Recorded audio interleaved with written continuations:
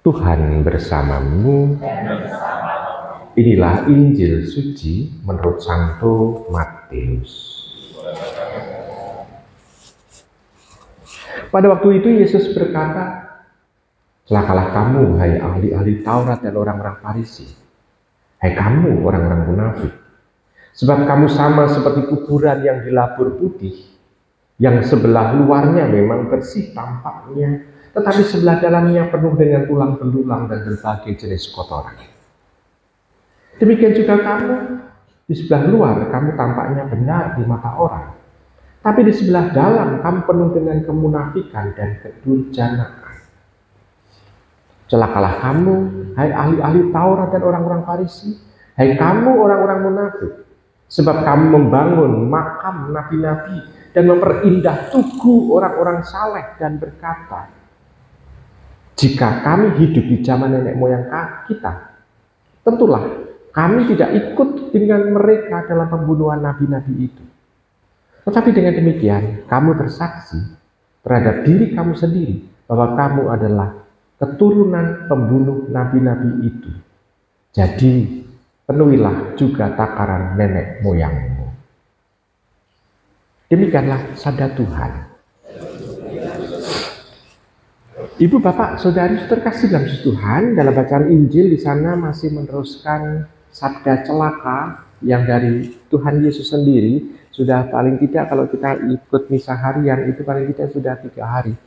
Di sana sedikit demi sedikit, tapi Tuhan Yesus sebetulnya mengkritik kehidupan orang-orang Yahudi pada waktu itu.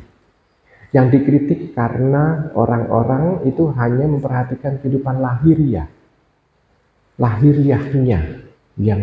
dan lahiriahnya adalah lahiriah yang artifisial, artinya yang dibuat-buat, bukan yang murni dari dalam. Kalau murni dari dalam itu kan ungkapan hatinya, itu misalnya ini hal yang baik, pasti lahiriahnya akan baik pula. Jadi bukan misalnya itu seperti bukan penipuan gitu lah.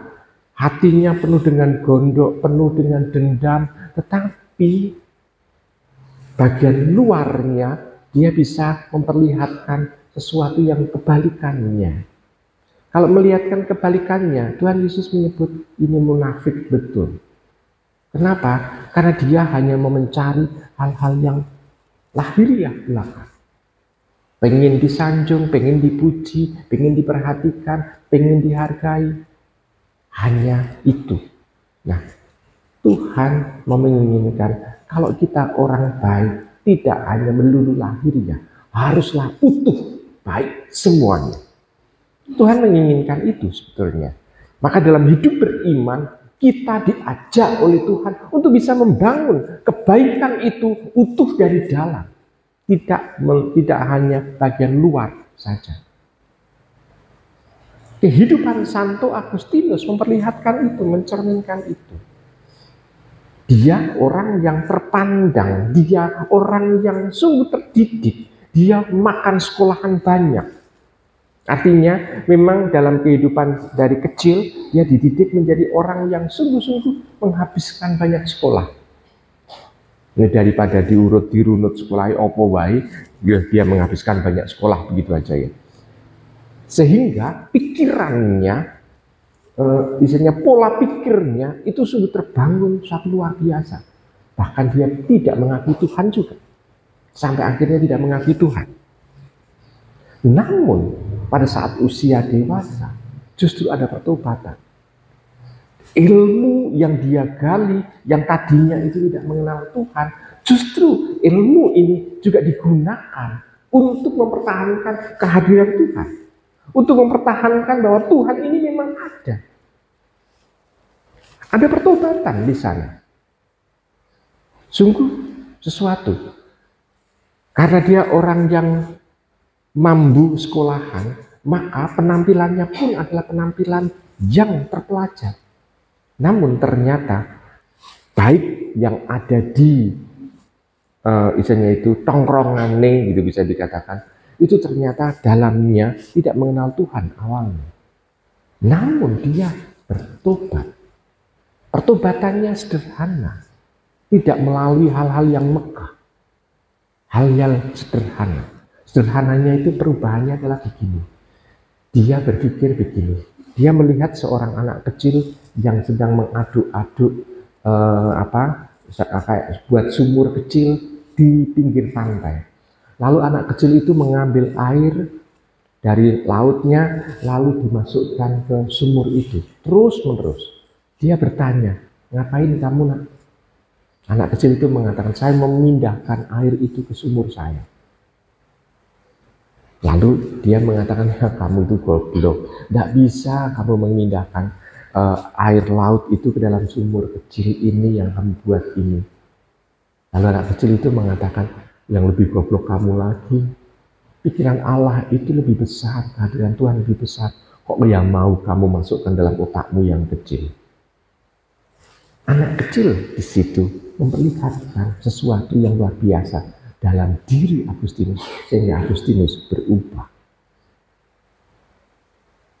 Nah, ini Bapak, Saudara terkasih dalam Tuhan.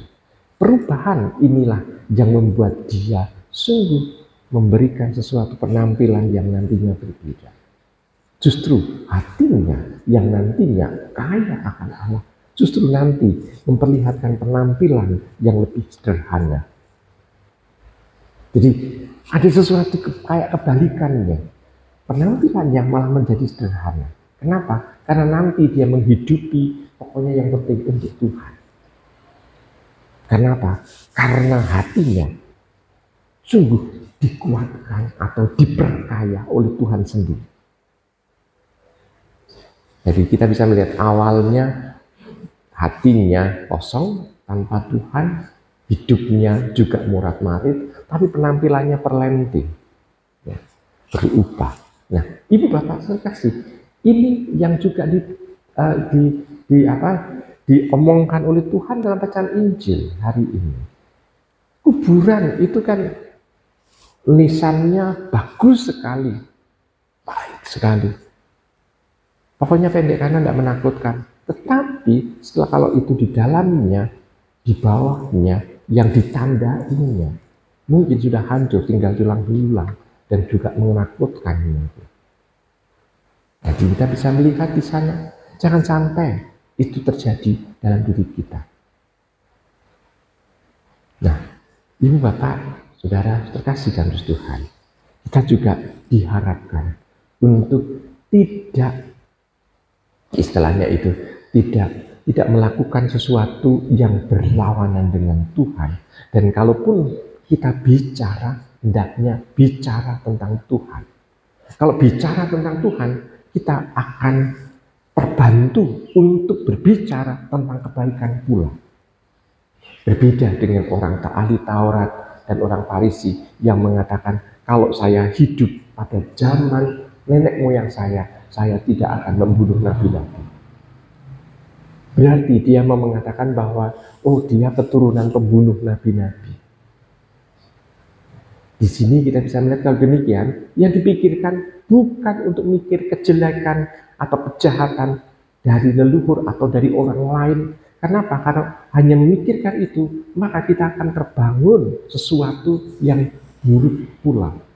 Maka kalau berpikir dan juga mengatakan sesuatu, ya kita lebih baik kita membatasi diri dengan kalau kita berbicara tentang Tuhan saja.